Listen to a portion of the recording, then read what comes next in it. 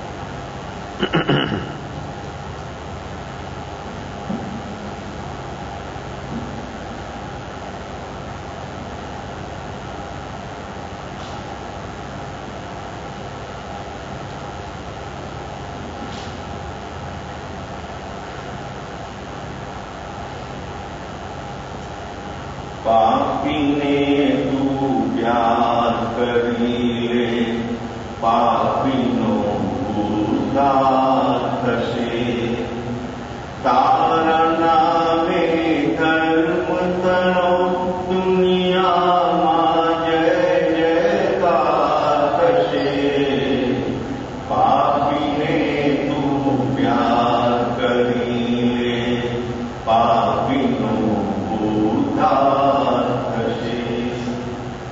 सर्व करे छे आ धरती पर जीव बधानो सरखो छे ऊंचा नीचा कर्म भले हो आत्म सौनो सरखो छे मुक्तिनो अधिकार जगतमां सौ प्राणीनो सरखो छे सरखा सौने समजी लेવું સૌની ઉપર પ્યાર થશે તારા નામે ધર્મ તણો દુનિયામાં જય જયકાર થશે પાપીને તું પ્યાર કરી લે પાપીનો ઉદ્ધાર થશે પથ્થર પર તું હાથ ઘડી તું દેવતળો આકાર ધરે પાવન એનું રૂપ ખીલવવા મંત્રોના ઉચ્ચાર કરે પથ્થરથી શું માનવ ભૂંડો એનો કાધિકાર કરે ગીર જશે જો આંખોમાંથી અમૃતનો સંચાર થશે તારા નામે ધર્મ તણો દુનિયામાં જય જયકાર થશે પાપીને તું પ્યાર કરી લે પાપીનો ઉદ્ધાર भगवती सूत्र उदायन राजा नो अधिकार उदायन राजा द्रव्य और भाव से निश्चय और व्यवहार से उदय भाव से जहाँ तक व्यक्ति ऊपर नहीं उठ पाता है तहाँ तक स्वरूप अनुभूति जीव को कभी संभवित नहीं है। ये अनुभूति के बिना दुख का कारण कभी मिट नहीं सकता। दुख का कारण जो मिटाना हो तो पहला व्यक्ति को मिथ्यात्व का उदय सतत जीव को चल रहा है। क्यों तो के अनंतानुबंधी क्रोध मान माया लोभ मिथ्यात्व मौनी मिश्र मौनी संकित मौनी ये 7 प्रकृति का उदय सतत जीव को चल रहा है। इसी से निश्चित है कि मिथ्यात्व का उदय चल रहा है और ये मिथ्यात्व का उदय जहाँ तक रहेगा तहाँ तक आत्मदर्शन आत्मानुभूति स्वभाव रूप आत्मधर्म अनुभव में आता नहीं, अनुभव होता नहीं। खुद को नहीं जानेगा।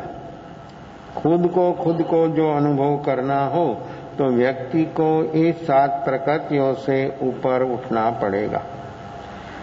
उदय तो 8 कर्म का चल रहा है, लेकिन पहला ये 7 प्रकृति का उदय से व्यक्ति जो ऊपर उठेगा तो उसको पहचानने के लिए संज्ञा दिया क्षयोपशम उपशम क्षय। कैसी अवस्था व्यक्ति की वर्तमान में उदय के साथ रहने से होती है। और क्रोध की तीव्रता वो अनंतानुबंधी है ऐसा नहीं है। वो क्रोध कहाँ तक चलता है, कितना समय तक, भीतर में व्यक्ति की भीतर में जो घटना घटती है उसका रटन व्यक्ति को कितना समय तक रहता है। इस हिसाब से उसकी स्थिति बंद होता है। चौकड़ी 4 लेकिन 4 चौकड़ी की स्थिति अलग अलग है, एक नहीं है। ये मिथ्यात्व दर्शन मोह की जो स्थिति है वो 70 की है, अनंतानुबंधी 40 है, 40 करोड़ सागर, अप्रत्याख्यानी 30, प्रत्याख्यानी 20, संजल 6 महीना। कितना कम हो गया? 70 स्थिति से संजल के घर पर पहुंच गया तो 6 महीना, 4 महीना। इतना समय तक जो व्यक्ति का भीतर में जो रटन होता है, ये रटन की अवस्था के अनुरूप स्थिति बंद होता है। घटना तो घट गई, व्यक्ति काम पर लग गया, फिर समय आने पर याद आता है, फिर रटन होता है, फिर याद आता है, फिर रटन होता है। ये रटन सतत कंटिन्यूस जितना चलेगा इतना स्थिति, कर्म की स्थिति ज्यादा होती है। तो रटना कैसे होता है? कोई भी बात, कोई भी घटना रटना होता है बेहोशी से। जो होश होता है, फील हो गया, व्यक्ति की घटना घटी, जागरण नहीं था, फील हो गया, तो व्यक्ति को जो होश प्रकट होता है तो रटना छूट जाता है। और इतना जागरण तेज हो जाता है तो व्यक्ति की जो ये क्यू चल रही है वो कट हो जाती है। टोटल भीतर से कॉन्शियस मन में रटना बंद हो जाता है, तब व्यक्ति वर्तमान में, तो वर्तमान में जो व्यक्ति ठहर गया, वर्तमान में व्यक्ति स्थिर हो गया, तो व्यक्ति की वर्तमान अवस्था अबंध है। अबंध अवस्था में बंध नहीं होता। बंध वाली अवस्था एक अपेक्षा से, परंपरा से अनंत काल है, लेकिन है एक क्षण की। वर्तमान जो उदय है एक क्षण का है, परंपरा कंटिन्यूस चलता है, इसलिए उसका अनुसंधान नहीं टूटा, इसलिए काल कितना अनंत, लेकिन है एक क्षण। ये वर्तमान क्षण जो है वो उदय साथ रहने से बंद वाली है। व्यक्ति के भीतर जागरण प्रकट हुआ, साक्षी भाव आ गया, तो एक क्यू कट हो गई, तो एक क्षण में व्यक्ति का आश्रव का जो तांता है, आश्रव जो है टूट गया। देखो कैसा है। तो संसार परंपरा से कंटिन्यूस चलने से अनंत काल है, लेकिन संसार है सिर्फ एक क्षण का। बराबर समझने की कोशिश करें। अपना संसार एक क्षण का है, जो व्यक्ति, इसलिए वर्तमान जरूरी है। और वर्तमान में जो व्यक्ति इस जागरण साक्षी भाव व्यक्ति में जो प्रकट हो गया, तो फिर देखो एक क्षण में अनंत काल का अनुसंधान है, वर्तमान क्षण में टूट जाता। भूत ऐसे भावी ऐसे, तो वर्तमान इस क्षण कितनी रही। वर्तमान में वो क्षण व्यक्ति की जागरण साक्षी भाव की निर्विकल्प अवस्था की कितना समय तक वो व्यक्ति वर्तमान में रहा। वो क्षण क्षण करता सेकंड, असंख्यातिक क्षण की एक सेकंड, 5-25 करोड़ अरबों खरबों नहीं, असंख्यातिक क्षण की एक सेकंड, 60 सेकंड की 1 मिनट और 60 मिनट का 1 घंटा। देखो कैसा हिसाब है। तो असंख्यातिक क्षण व्यक्ति वर्तमान में, लेकिन क्षण कैसी त्वरित है। एक क्षण की बात तो अपना मन कोई महसूस नहीं होता है, अपनी एक आंख की पलक के एक चुटकी बजाओ, इतने में असंख्यातिक क्षण। इतना समय तेज गति से भाग रहा है, वो समय इतना तेज है कि उसको सिर्फ महत्व कर सकता है सिर्फ उपयोग। मन, वाणी, शरीर, 5 इंद्रियों, 10 प्राण की कोई क्षमता नहीं है कि योग काल से ऊपर उठ सके। काल से ऊपर उठने की शक्ति है वर्तमान में जागरण साक्षी भाव। ये जागरण साक्षी भाव उपयोग जागने का शुरू हो गया। जितना समय वो ज्यादा उसमें रहेगा, इतना उपयोग उसका समृद्ध होगा, बलवान होगा।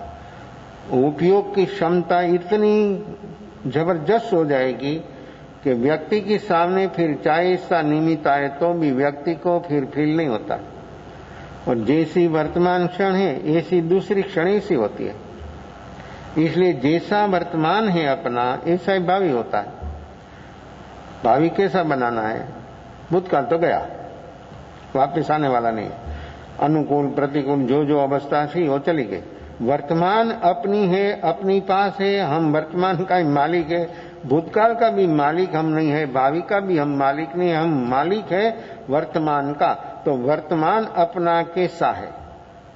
वर्तमान एक क्षण अपनी जो जागरण साक्षी भाव वाली जो हो गई तो व्यक्ति कैसा काम होता है? तो ये आश्रव का कारण, पहला ही मिथ्यात्व, विष बोल है मिथ्यात्व का, आश्रव का विष कारण है। विष कारण में मिथ्यात्व पहला ही है, और मिथ्यात्व का आश्रव एक जाने से दूसरा सब आश्रव एक स्टेप बाय स्टेप चला जाएगा। लेकिन जहां तक व्यक्ति को मिथ्यात्व जहां तक सलामत है, तहां तक ये काम, अपना काम, आत्मा का काम, निजी काम, ये दुखों का कारण मिटना ये कभी संभवित नहीं है। दुखों का कारण तो वही मिटा सकता है जो वर्तमान में जीता है, वही व्यक्ति का दुखों का कारण मिट जाता, मिटाने से नहीं मिटेगा। वर्तमान में जागरण साक्षी भाव में जीने से व्यक्ति का पहला ही मिथ्यात्व का, एक दुख का मेन कारण मिथ्यात्व। मिथ्यात्व जाते ही अज्ञान खत्म। मिथ्यात्व अज्ञान साथ में रहता है, मिथ्यात्व से अज्ञान बढ़ता है, अज्ञान से मिथ्यात्व बढ़ता है। एक दूसरों को प्रेरक है, पूरक है, सपोर्टर है। मिथ्यात्व को अज्ञान का, अज्ञान को मिथ्यात्व, ये दोनों एक प्रकृति ऐसी है कि एक दूसरों के बिना रह नहीं सकते। तो ये मिथ्यात्व का आश्रव खत्म होने से अज्ञान भी खत्म हुआ। तो मिथ्यात्व जाने के बाद ही जीव को धर्म की शुरुआत होती है। जहां तक मिथ्यात्व सलामत है तहां तक स्वभाव रूप धर्म अनुभव में आए, दुख का कारण मिटे, ऐसी कोई संभावना नहीं है। तो ये मिथ्यात्व से ऊपर उठने के लिए ये उदय भाव ये सारा संसार है। तो ये उदय भाव में पहला ये मिथ्यात्व से अपने को ऊपर उठना है। धर्मनी शुरुआत क्यांथी थाय? सात प्रकृति टळे अने सम्यक्त्व प्राप्त थाय, ત્યાંથી ધર્મની શરૂઆત થાય। સ્વભાવરૂપ ધર્મ, આત્મધર્મ એ શરૂ ક્યારથી થાય? તો કે સમ્યક દર્શન જીવ પ્રાપ્ત થાય પછી। સમ્યક દર્શન વિના જીવને ધર્મની શરૂઆત કદી સંભવિત નથી। શુભ ભાવ હોય, પુણ્ય હોય, પણ ધર્મ, પુણ્ય એ શુભ કર્મ, પુણ્ય એ ધર્મ નહીં। पाप ये अशुभ कर्म, पुण्य शुभ कर्म। लेकिन कर्म जहां तक है तहां तक जन्म मिलेगा। अपने को तो जन्म का कारण मिटाना है। तो दुख है जन्म, बुढ़ापा और मृत्यु, ये तीन दुख, ये तीन प्रकार का दुख का मेन कारण है जीव की भीतर रहा हुआ मिथ्यात्व। ये मिथ्यात्व जाने से व्यक्ति को फिर एक के पीछे एक जो आश्रव का दूसरा जो कारणों है वो भी खत्म हो जाता है। और 18 पापस्थान देखो तो उसमें भी पहला प्राणातिपात और 18वां नंबर जो है वो मिथ्यात्व, मिथ्या दर्शन शल्य। मिथ्या दर्शन शल्य वो सब पापों का बेज है, आधार है। आधार के बिना आधे नहीं रह सकता। जो विश्व है, लोक, उसमें 6 द्रव्य है, जीव और अजीव, जीव और पुद्गल, 2 मेन। फिर आकाश, काल, धर्मास्तिकाय, अधर्मास्तिकाय, 6 द्रव्य। 6 द्रव्य में आधार द्रव्य जो हो तो आकाश। आकाश 5 को रहने की जगह देता है। आकाश किसी के पास कुछ बदला नहीं मांगता है। तुम चाहे इतना घिरावा कर लो, ये जगह मेरी, तो ये रूम आकाश, ये रूम बनाया हॉल, तो उसमें ये आकाश, ये खाली जगह, तो खाली जगह आकाश, आकाश हरदम 5 द्रव्यों को रहने की जगह देता है, तो आकाश आधार है। जीव और पुद्गल को रहने के लिए आकाश आधार है, दूसरा आधे है। जैसे गिलास आधार, पानी आधे। आप खाना खाने को बैठते तो प्लेट आधार, खाना आधे। ऐसे शरीर आधार, जीव आधे। आधार के बिना आधे कभी रहता नहीं। तो ये आधार आधे का जो संबंध है, ऐसे संसार का आधार, ये सारा जन्म मरण का आधार जो हो तो ये है मिथ्यात्व और अज्ञान। ये दोनों खत्म, खलास। मिथ्यात्व पाप गया, 70 पाप खत्म। फिर व्यक्ति के भीतर में विकल्प नहीं होता है तो फिर पाप कैसे होता है? कोई भी प्रवृत्ति शुरू होती है विकल्पों से। पहला विचार, फिर वाणी रूप प्रकट होता है, फिर प्रवृत्ति रूप होता है। विचार तभी होता है जब व्यक्ति भूत भावी में रहता है, तभी वर्तमान में जीता है। तो विचार का कारण जो है वो राग द्वेष, राग द्वेष ही खत्म। ये साधना जो है अपनी, वो मेन कारणों जो है उसको ही खत्म करने की है। विचार मन नहीं करता है। मन में विचार इसलिए होता है, अपना कॉन्शियस मन को सतत चार्जिंग होता है राग द्वेष से। एक जागरण साक्षी भाव देखने का अभ्यास से राग द्वेष से बंद। विचार कैसे आवे? विचार आता है राग द्वेष से, वो कारण है, वो करंट है, इलेक्ट्रिसिटी है, उसी से चार्जिंग होता है मन, तो मन भागता है। चार्जिंग नहीं हो तो मन क्या करे? बैठ जाता है। तो ये चार्जिंग करने वाला, मन को चार्जिंग करने वाला तत्व जो है वो है राग द्वेष। राग द्वेष देखने से बंद हो जाएगा, उसका उपाय है। इतना इमरजेंसी उपाय है, जो व्यक्ति देखने को सीख गया तो क्षणों में राग द्वेष की क्यों कट। और वर्तमान, ये वर्तमान शुरू हुआ तो पहला नंबर आ जाता है मिथ्यात्व का। मिथ्यात्व खत्म। मिथ्यात्व से मिथ्यात्व का उदय, जो अनंतानुबंधी का उदय चल रहा है, उसी से व्यक्ति ऊपर उठ जाएगा। वो क्यों कट हो गई? तो व्यक्ति वर्तमान, तो ये वर्तमान जो है ऐसी अवस्था है कि व्यक्ति सब प्रकार के विकल्पों से, राग द्वेष से, आश्रवों से, सब प्रकार के जो बंध का कारण है वो सभी से व्यक्ति मुक्त हो जाएगा। वो है अपनी वर्तमान परिणाम की निर्मलता। निर्मलता परिणाम की तभी होती है जब राग द्वेष की उकट हो जावे। तो राग द्वेष की मलिनता है, और ये मलिन अवस्था जहां तक रहेगी तहां तक व्यक्ति के भीतर में शुभाशुभ भाव, राग द्वेष मन शुभ भाव, राग द्वेष तीव्र अशुभ भाव निमित्त में जुड़ गया, कहां पहुंच जाएगा? कहां पहुंच जाएगा व्यक्ति? उसका मन कैसा कैसा सोचता है, कैसा कैसा रखता है, कोई अनुसंधान नहीं होता, ऐसा विचार में चल जाता है। निमित्त कोई किसी प्रकार का और विचार दूसरी प्रकार का। ऐसी है व्यक्ति की वर्तमान अवस्था। ये अवस्था से अपने को जो बाहर आना हो तो वर्तमान जागरण साक्षी भाव, ये देखने का अभ्यास से व्यक्ति जल्दी से जल्दी ये राग द्वेष के राउंड से बाहर आ जाएगा, और निज अनुभव जो अपने को जो करना है वो अनुभव वर्तमान में शक्य होता है।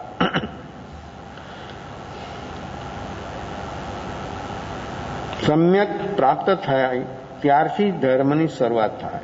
તે વાત કેટલી સુંદર છે।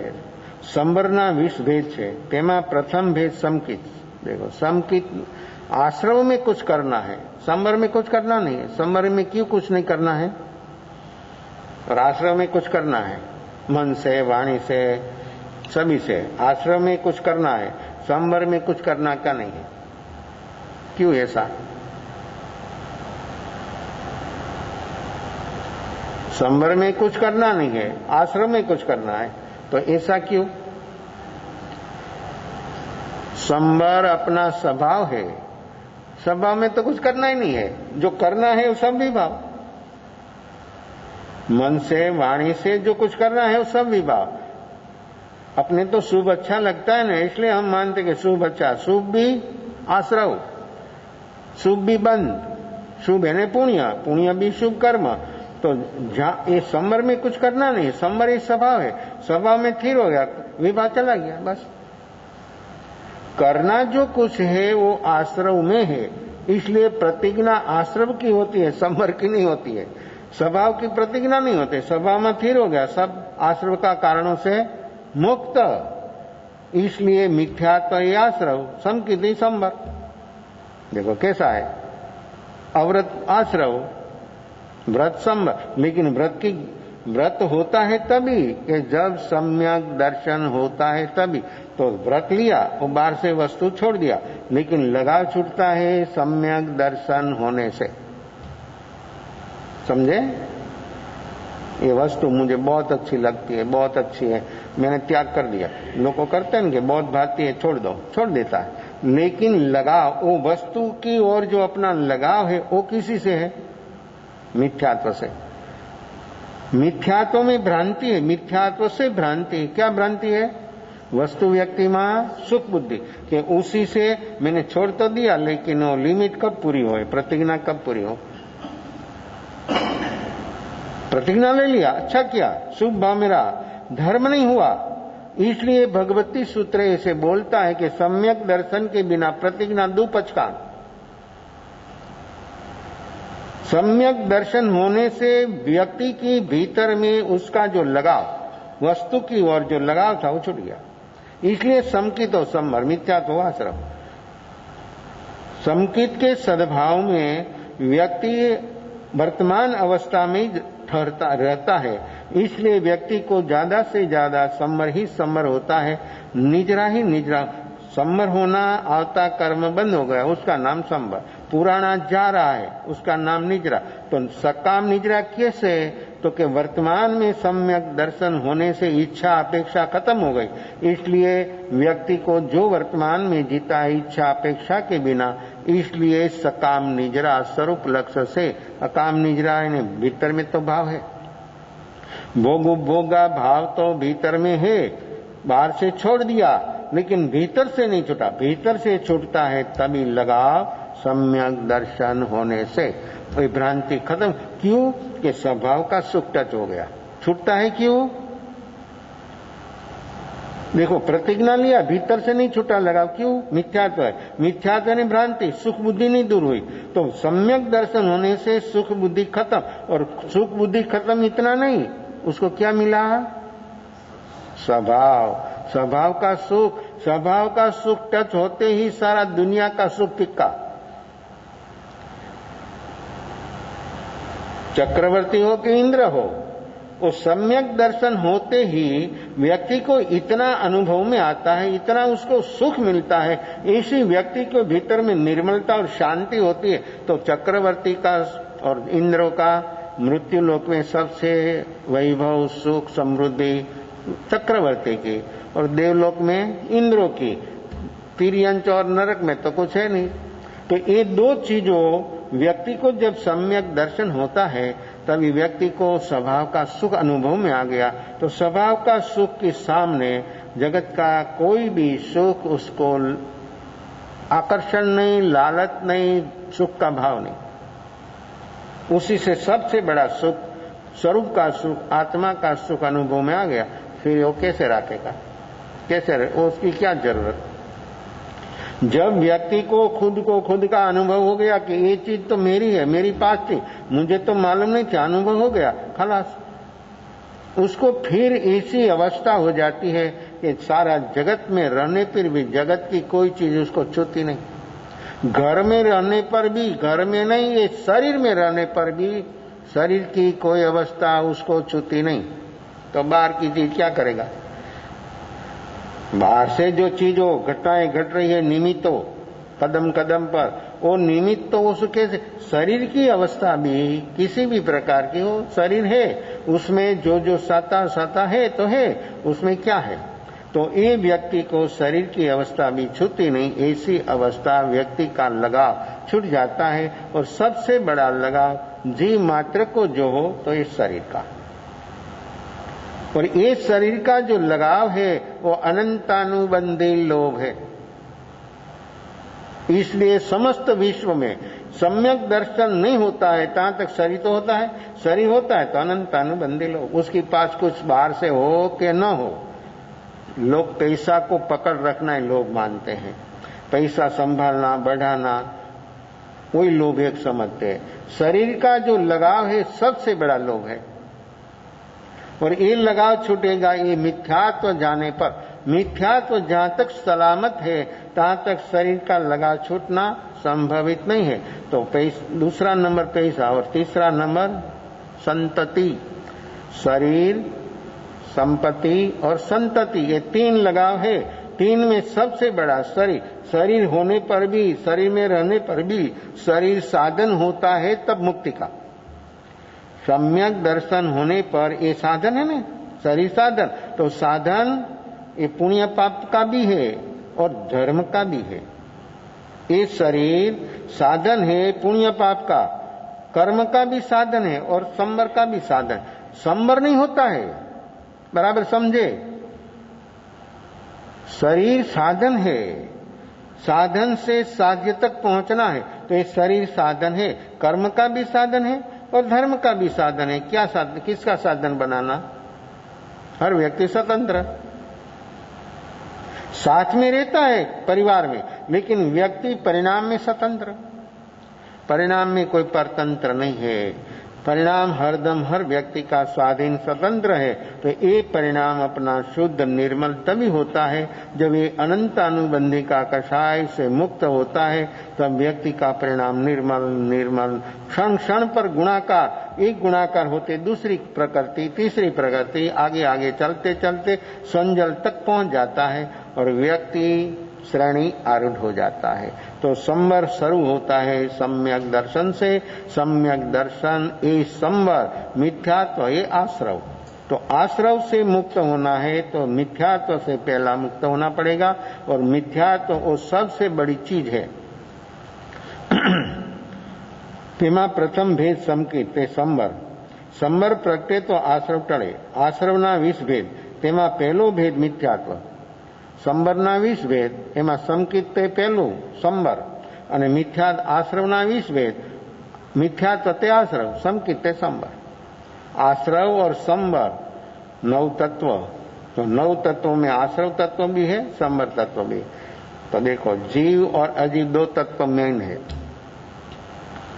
जीव और अजीव 2 नहीं है जानने योग्य। फिर पाप, आश्रव और बंध नेगेटिव, छोड़ने योग्य, यही संवर, निजरा और मोक्ष उपाधि आदरने योग्य। तो हम वर्तमान में आदरने योग संवर, संवर शुरू होता है सम्यक दर्शन से। सम्यक दर्शन हो गया तो संवर, निजरा और मोक्ष, 9 तत्व पूरा। जीव मेन, जीव और अजीव 2 तत्व मेन, और दूसरी सब जीवों की पर्याय अवस्था। शुभ में है पुण्य रूप, अशुभ में है पाप रूप। लेकिन जीव पुण्य पाप रूप नहीं होता है, समझे। इसका भाव हुआ, ये भाव को व्यक्ति सुधार सकता है, ये भाव से व्यक्ति ऊपर उठ सकता है। तो जीव की जो नेचुरली अवस्था है, नहीं शुभ नहीं अशुभ, तो है निर्मल पवित्र, वो अनुभव में आता है, वो है वर्तमान। तो हम वर्तमान में जीने का प्रयास करें, और वर्तमान में जो व्यक्ति जिएगा तो एक काम अपना शुरू हो जाएगा। तो समकित तो संवर, मिथ्या तो आश्रव। प्रथम भेद समकित ते संवर, संवर प्रगटे तो आश्रव टळे, आश्रवना 20 भेद, तेमा पहलो भेद मिथ्यात्व ते आश्रव। समकित विना संवर थाय नहीं, समकित विना संवर कदी कोईने थाय नहीं, होय नहीं। संवर विना धर्मनी शरूआत थाय नहीं। समकित ते संवर, संवर ते धर्म, संवर समकित वगर धर्म कदी थाय नहीं। स्वभाव रूप धर्म ये दुखों का कारण मिट नहीं सकता। संवर एटले शुं? जीवना विकारी भावो अटकाववा ते समकित संवर छे। संवर शुं? संवर क्या चीज? तो जीवना विकारी भावो मीनिंग राग द्वेष। राग द्वेषी विकार है, राग द्वेषी मण है, राग द्वेषी दोष है, राग द्वेषी भाव कर्म है, राग द्वेषी बंध का कारण है।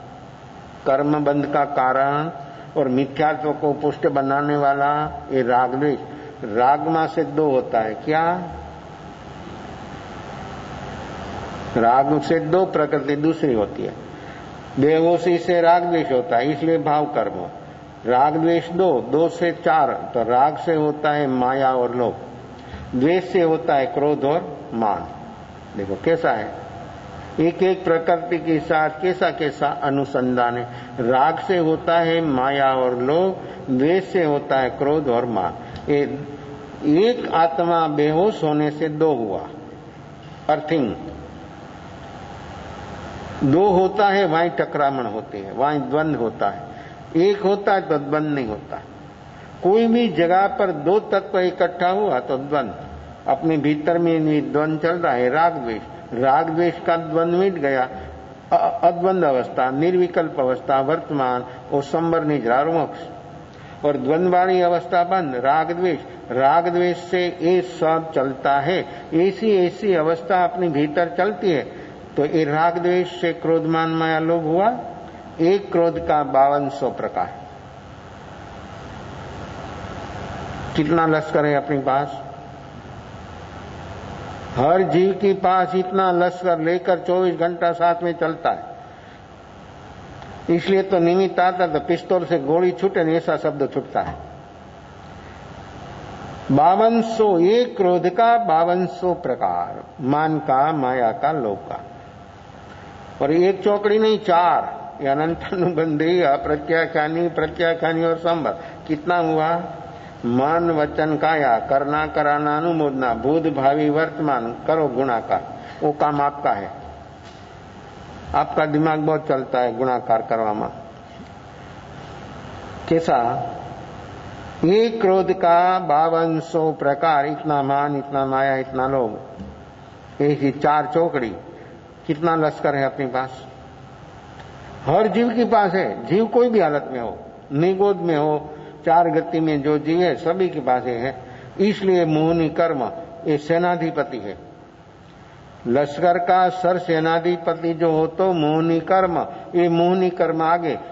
कर्म बांधने में भी मोहनी कर्म और कर्म खत्म करने में पहला मोहनी कर्म। ये दर्शन मोह मेन। मोहनी कर्म उसका मेन है दर्शन मोह और मिथ्यात्व। ये मिथ्यात्व के बेच पर ये सब लश्कर भाग रहा है। कैसा है? हम चलते तो जमीन है ना, जमीन पर चलना होता है ना। ऐसे ये सब प्रकृति को बेज है मिथ्यात्व। मिथ्यात्व के बेज पर ये सारी प्रकृति लाव लश्कर दिन रात भाग रहा है। कैसे अंत आएगा? एक मिथ्यात्व उड़ने से सारी प्रकृतियों बैठ जाती है।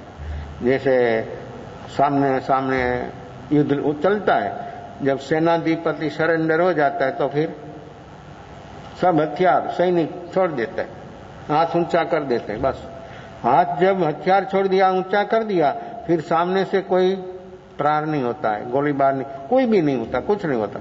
शरण हो गया, स्वीकार लिया कि हम हार गए तो हम जीत गए। ऐसे ये प्रकृतियों के सामने, कर्म के सामने हम कब जीतेंगे अपना विजय? क्યારે આપણો વિજય ક્યારે થશે? બહારનો વિજય કોઈ મેળવે? રાજાઓ લડે ને, અત્યારે લડે જ છે ને, હિન્દુસ્તાન પાકિસ્તાન બધી કન્ટ્રીઓ લડે જ છે ને। પેલા રાજાઓ નાના નાના રાજાઓ લડતા હતા, અત્યારે પાકિસ્તાન હિન્દુસ્તાન લડે છે ને એકબીજાને।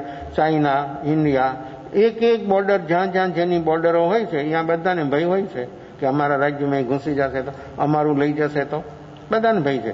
તો સામે સામે લડે तो एक बीजा सरेंडर थी जाए, शरण स्वीकार ली। एम व्यक्ति की आ प्रकृति क्यारे शरण स्वीकारे कि जागरण, साक्षी भाव 100 डिग्री नो आई गयु, आ बधु लश्कर शरणे खलास। हमें अमे कई तमने परेशान, हमें अमे तमने दुखी, हमें अमे तमने दुखी नहीं करिए। केवुं काम बोलो? अपनी पासे आ शस्त्र छे અને બહારના કોઈ શસ્ત્રોથી આ પ્રકૃતિ કોઈ દી હટે અગર કોઈ વિજય મેળવે સંભવિત નથી, સંભવિત નથી। ત્રણ કાળમાં ત્યારે માણસ શું કામ કરે? બે કામ, પ્રતિકાર કરે હટાવે અને કામ પ્રેસ કરે। પ્રેસ કરે એટલે ગુણાકાર અને પ્રતિકાર કરે એટલે ફોસથી આવવાનું। આ બે નિયમ જ છે। પણ જાગરણ સાક્ષી ભાવ આ ત્રીજો રસ્તો એટલો અદ્ભુત છે કે કંઈ જ નહીં કરવાનું. જાગરણ સાક્ષી ભાવ ઈ ક્વોલિટીનું આવી ગયું. બધી પ્રકૃતિ સરેન્ડર. અત્યારે પરેશાન કરે પછી સેવા કરશે. એ બધી પ્રકૃતિ સેવામાં હાજર.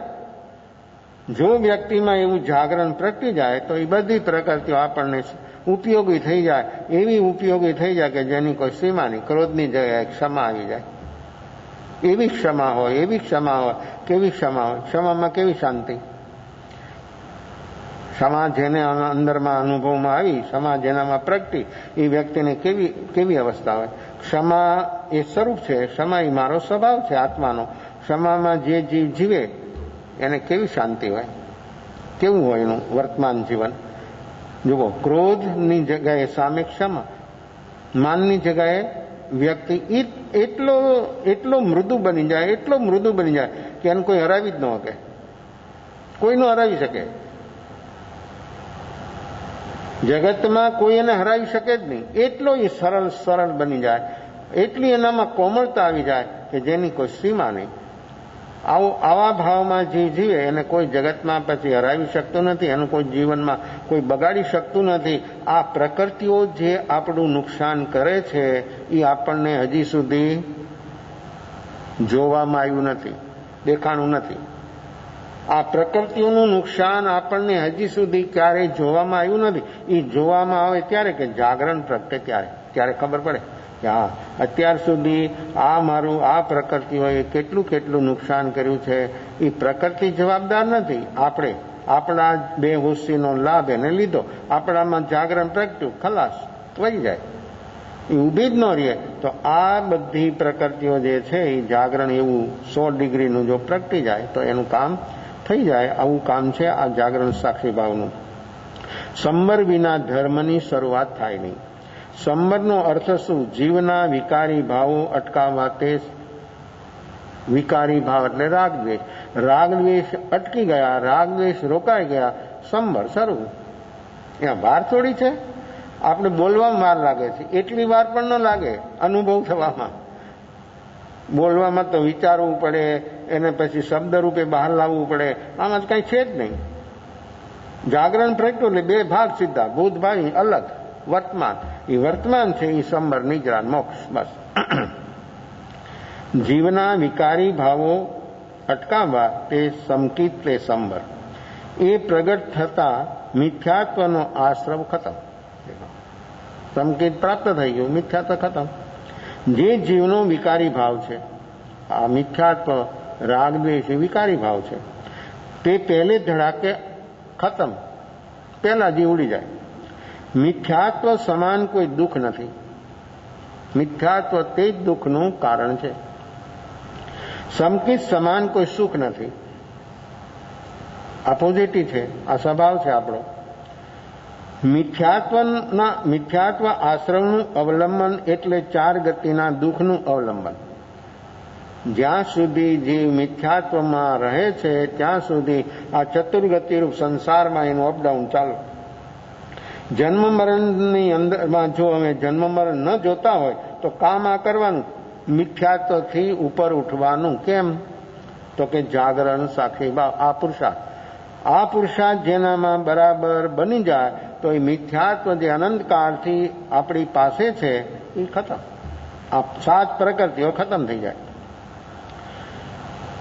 એ 4 ગતિના દુઃખનું અવલંબન તે મિથ્યાત્વ. મિથ્યાત્વ આશ્રમ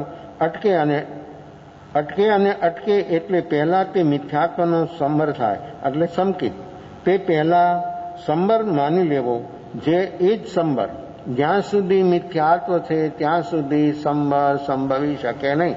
મિથ્યાત્વ જાય પછી સંબર સહજ છે. આશ્રમ મિથ્યાત્વ આશ્રમ અટકે પહેલા તે મિથ્યાત્વનો સમર થાય છે. તે થયા પહેલા સમર માની લેવો તે જૈન શાસનનો ન્યાયના વિરુદ્ધ છે. એ જૈન શાસનનો ન્યાય નથી. ત્યાર પછી અવ્રત, ત્યાર પછી પ્રમાદ, અને ત્યાર પછી કષાય, ત્યાર પછી યોગનો સંબર થાય. આ ક્રમ છે. મિથ્યાત્વનો સમર થયો ન હોય અને યોગનો સમર કરવા જાય તો એ 3 કાળમાં થાય નહીં. જ્યાં સુધી મિથ્યાત્વ દૂર ન થાય ત્યાં સુધી સમર કોઈ દિવસ સંભવી શકે નહીં. ત્યાં સુધી બીજા કોઈ પણ આશ્રવના કારણો છે એ બંધ થઈ શકતા નથી. દ્રષ્ટાંત તરીકે એક માણસને 99,900નું કર્જ છે. તેમાં એક એકમનો એકડો ચૂકવે તો 999નું કર્જ બાકી રહે. પરંતુ પહેલો નવડો ચૂકવે તો એકમનો એક એકડો એને કરજો ચૂકવી દીધો તો કેટલો કરજો ગયો? 1. અને પહેલો એકડો ઉડાડે તો સમજાય છે ને? આ તો સમજાય છે, ગણિત છે ને, એટલે આ તો હિસાબનો વાત છે, એટલે સમજાઈ જાય. 99,900નો કરજો છે, એમાંથી એક પહેલો નવડો ઉડાડ્યો એટલે એકમનો, એકમ દશક 100 એમ ગણાય ને. તો એકમનો એક એકડો ઉડાડ્યો તો કેટલો કરજો રહે? અને પેલા દશકનો એકડો પહેલા ઉડાડ્યો તો એકમ દશક 100,000 10,000. 10,000નો એકડો પહેલો ઉડાડ્યો તો કેટલો રહે? કેટલું ઓછું થઈ જાય? એમ અહીંયા આ સમજવાનું એ છે કે આ મિથ્યાત્વનો નવડો ઉડાડી દીધો એટલે કેટલું કર્જ થઈ ગયું ઓછું? નવડા 4 બીચા પણ કરજો કેટલો ઓછો થઈ ગયો. અને એક એકડો પહેલો એકમનો ઉડાડ્યો તો કરજો કેટલો રહ્યો? જો એમાંય નવડા 4 છે છતાં કેટલો ફેર છે? એક લખ્યા વગર તમે ગમે એટલી શૂન્ય લખો, શું એનો હિસાબ? એનું શું કિંમત? એકડો જ લખ્યો નથી, કોઈ ફિગર લખ્યા વગર શૂન્ય લખ્યા જાઓ. આખો કાગળ ભરી દો શૂન્યથી, પણ કઈ ફિગર લખ્યો જ ન હોય તો. પણ કોઈ પણ જગ્યાએ એક ફિગર લખી નાખો તો કેટલા ગણા બને? એક શૂન્ય લાગતા કેટલા ગુણા વધતા જાય. એમ આ મિથ્યાત્વનો નવડો એક જાય એટલે સંસાર ખતમ. કેવું કામ છે આ? મિથ્યાત્વ, અવરત, પ્રમાદ, કષાય અને યોગ, આ 5 છે ને. તો એકમ, દશક, 100,000 ને 10,000, 5 ક્રમમાં આવો એટલે 10,000. તો 5મો ક્રમ ઉડાડી દીધો પહેલા તો કેટલું રહ્યું? કેટલું ઓછું થઈ ગયું? આ સંસાર આ જીવનો આ મિથ્યાત્વથી જ ચાલી રહ્યો છે. અને આ એક મિથ્યાત્વનું ગયું એટલે પછી સંકિતનો એકડો થઈ ગયો. અને એના પછી તમે જે કાંઈ લગાવો તે કેટલા ગુણા બનતા જાય. તો આ રીતે આ વર્તમાન છે. અને વર્તમાનમાં જો જીવ મિથ્યાત્વમાંથી મુક્ત થાય તો આ કરજો બધો ખતમ થઈ જાય.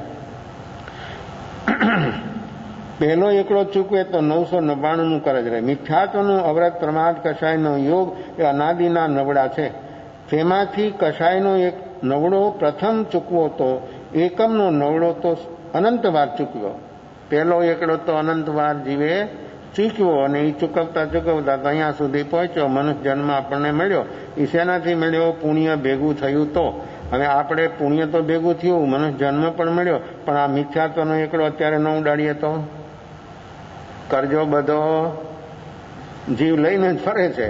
એ કરજામાંથી બહાર આવવું હોય તો વર્તમાનમાં આનંદકાળનો અનંત કરજો છે બધો ખતમ. એવી વાત છે આ. તેમાંથી કષાયનો નવડો પ્રથમ ચૂકવે છે. એ ક્રમનો નવડો તો અનંતવાર ચૂક્યો, પરંતુ પરિભ્રમણ ટળ્યું નહીં. પહેલો નવડો ચૂકવે તો કેટલું પરિભ્રમણ ઓછું થઈ જાય. આ અનંત સંસાર છે, લિમિટમાં આવી જાય. આમ ગણતરીના ભવોમાં વ્યક્તિ બહાર આવી જાય જન્મ મરણના ચક્કરમાંથી. આવું કામ વર્તમાનમાં છે. અને વર્તમાનમાં જીવ જો જાગરણ આવું સાક્ષી ભાવ અંદરમાં પ્રગટાવશે તો જરૂર એનું કામ વર્તમાનમાં થયા વગર રહી નહીં શકે. તો આપણે મિથ્યાત્વમાંથી જ બહાર નીકળવું છે. તો મિથ્યાત્વ, અવરત, પ્રમાદ, કષાય અને યોગ આ કારણ 5. તો પહેલા આપણે મિથ્યાત્વમાંથી બહાર આવીએ તો પછી કરજો 4 આની જ રહેશે. મિથ્યાત્વનો ખતમ થઈ ગયું પછી આપણા ઉપર કરજો 4 આની જ રહેવાનો. એકદમ મામૂલી થઈ જવાનો, જીવ એકદમ હળવો થઈ જવાનો, એકદમ ફ્રી થઈ જવાનો, મુક્ત થઈ ગયો. એ અનંતકાળના જે સંસારના ચક્કર હતા એમાંથી બહાર આવી જાય તો આપણું કામ વર્તમાનમાં આ કરજો છે આપણી ઉપર, દરેક વ્યક્તિ ઉપર છે. આ કર્મનો કરજો એમાં મિથ્યાત્વ મેન છે, એનેથી આપણે બહાર આવવું છે. અને બહાર આવવા માટેનો ઉપાય છે વર્તમાન જાગરણ સાક્ષી ભાવ. આ જાગરણ સાક્ષી ભાવ જો પ્રગટે તો જીવ જલ્દી બહાર આવી જાય. એવું જાગરણ પ્રગટાવવા બધા આત્માઓ સદભાગી બને. વિશેષ ભાવભેદ અવસરે.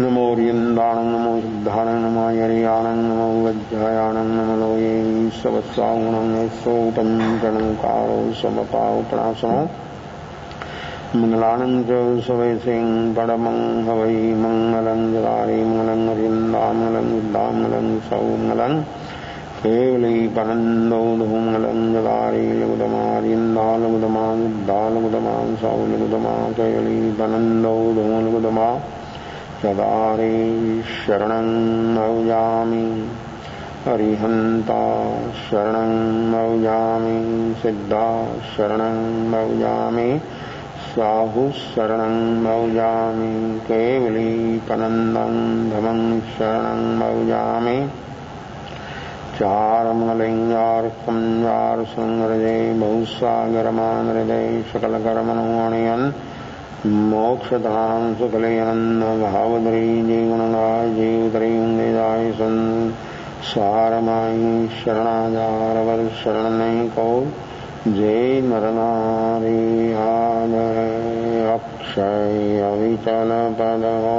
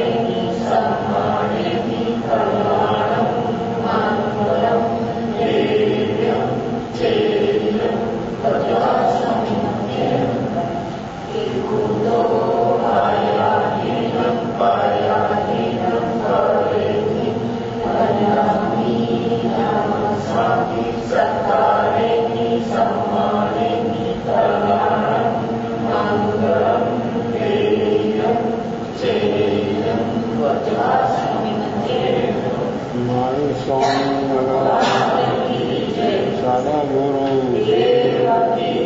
कपूर वेदा